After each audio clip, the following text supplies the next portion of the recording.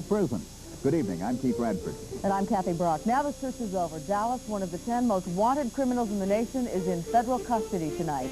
Details have scoured the Intermountain West for almost a year now, searching for the man that some call a hero, others a killer. But tonight, South-styled mountain man Claude Dallas is behind bars in Southern California.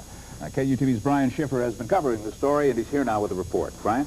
Keith, self-styled mountain man Claude Dallas was finally cornered and captured in the city.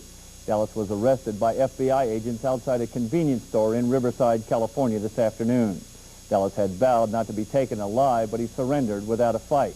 Agents say Dallas refused to identify himself after the arrest. It was only after a fingerprint check that the FBI was sure it had the right man. All Dallas had to say was, "I want a lawyer." Agents say Claude Dallas had contacts in Riverside, contacts that finally became the focus in a year-long search.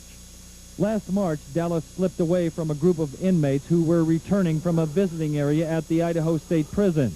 In less than a minute, Dallas cut holes in 2 fences and fled to freedom.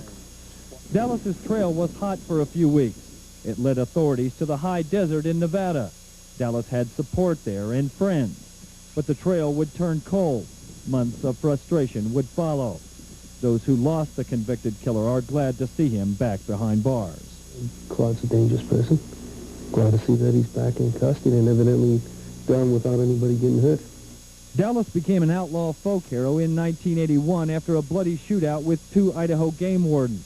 Many believed the shootings were in self-defense, that Dallas was protecting himself in the wilderness. Hiding in the mountains, he eluded capture until 1982. He was arrested, tried, and convicted. Many were unhappy with the convictions, and happy when Dallas escaped again. Some, like his attorney, Bill Mock, hoped he would not be caught. And I have some regrets that he didn't take off and ride off into the sunset and never be heard of again. Idaho authorities now want a second chance to try and keep Dallas in prison. The process to bring him back to Idaho will begin quickly. Tomorrow, the Bureau will take him in front of a federal judge, and they'll dismiss the charges of being a fugitive because he's in custody now, and then he'll be prepared to be turned over to us. Now, if he fights extradition or does not waive extradition, then we'll have to go through the extradition process of getting a governor's warrant.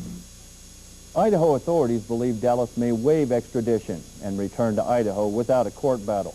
The real fight, they say, could begin in about a week, the fight to keep him from escaping again. Kathy? Dallas has said time and time again that he would not be taken alive. Did he have a gun when he was actually picked up in Riverside today? No, the early word was that he was armed, but the FBI now says he was not. In fact, the only thing he had in his hand were 2 bags of groceries. Okay, thanks, Brian. Good report. A murder trial is set to...